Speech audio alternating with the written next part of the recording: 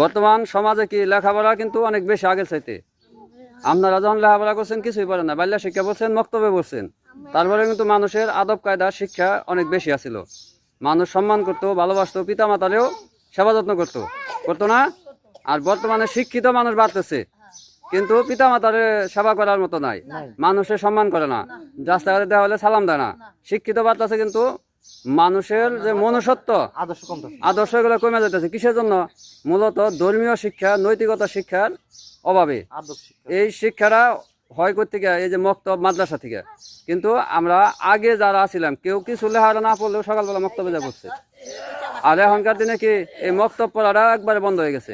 এখান থেকে গ্রাম অঞ্চলে অন্তত পক্ষে যে ধর্মীয় শিক্ষাটা হয়, নৈতিক শিক্ষাটা হয়, এটা হয়, কিন্তু এটা আমাদের এলাকা থেকে উঠা যাইতেছে।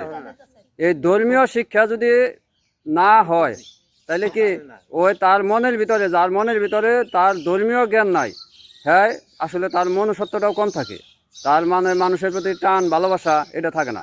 আর এটা যখন এই জ্ঞানটা যখন মানুষের মনের মধ্যে থাকে তখন কিন্তু সে পিতামাতারও সম্মান করে, আশেপাশের মানুষের সম্মান করে, তার শিক্ষাটা ভালো থাকে। এই কারণেই আমি যে মাঝে মধ্যে এসে কষ্ট করি কিসের জন্য?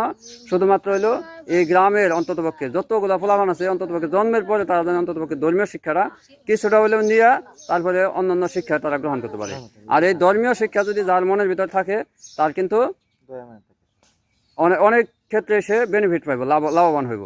এই কারণে যে মক্তবে আপনারা আপনাদের সন্তানদেরকে পাঠাইবেন। আমি প্রতি মাসে আসবো, আপনারা শুধু কষ্ট করে পাঠাইবেন। এখানে এরা আসলেই আমি যাই পারি দিতেছি। আর হলো পাশাপাশি এরা কিছু শিক্ষা গ্রহণ করলো। এই পোলাপান প্রতিদিন আইব না, কিন্তু আপনারা যদি অভিভাবকরা মনে করিয়ে দেন যে না গেলে পুরস্কার পাবি না, গেলে পুরস্কার দিব, যা যে কোনোভাবে উৎসাহিত করে আপনারা পাঠাইবেন। আর হুজুরের দায়িত্ব বাকি কিছু যত পারে শিক্ষা দিব। বুঝতে পারছেন কি বলছে? আচ্ছা, এর লেগে আপনাকে একটু